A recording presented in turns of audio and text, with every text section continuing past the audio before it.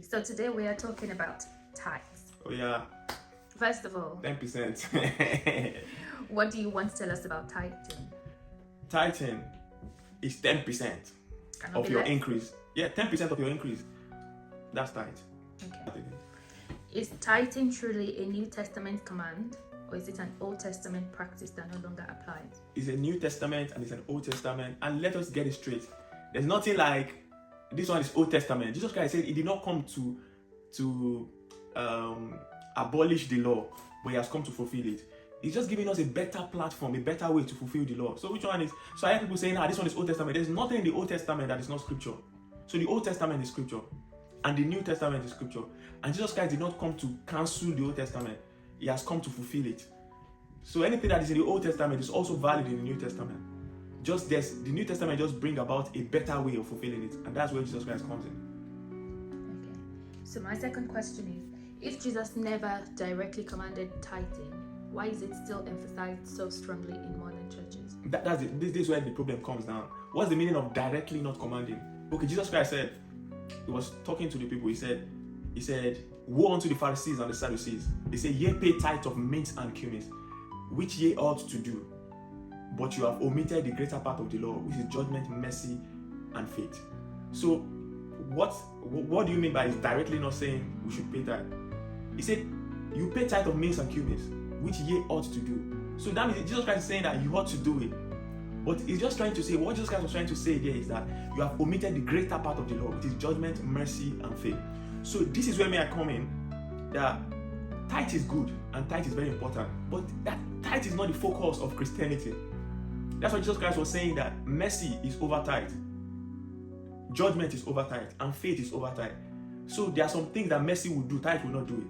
So you can pay your tithe and still be stranded. Yes, you can pay your tithe and be stranded.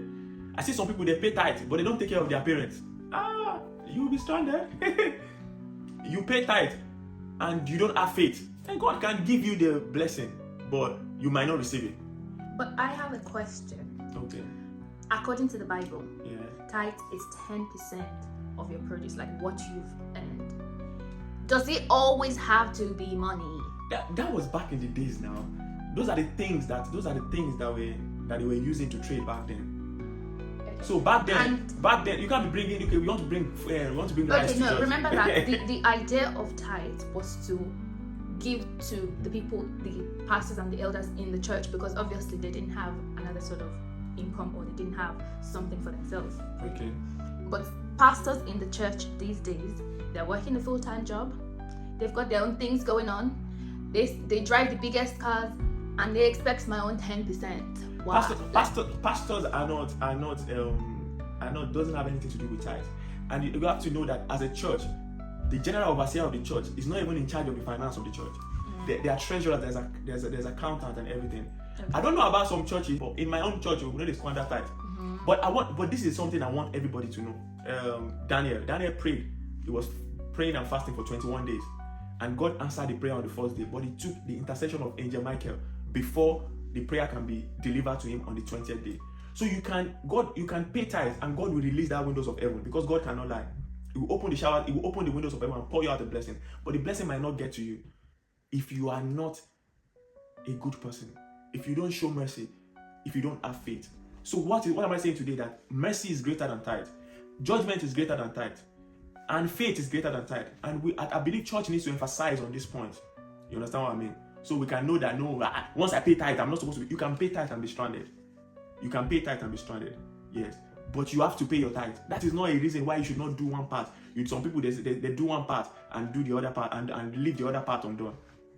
This ye ought to do, and not to leave the rest undone. That's what Jesus Christ said. So that's what Jesus Christ said. So pay your tithe, but show mercy.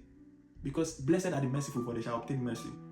And God said, I will have mercy on those I will have mercy on. And let me tell you, the secret to that mercy is that show mercy and obtain mercy. So once you show mercy, God will have mercy on you. So for you that you are saying, I'm paying that, I'm still stranded, show mercy, and you will see the Lord shall surprise you. Thank you very much. I love you.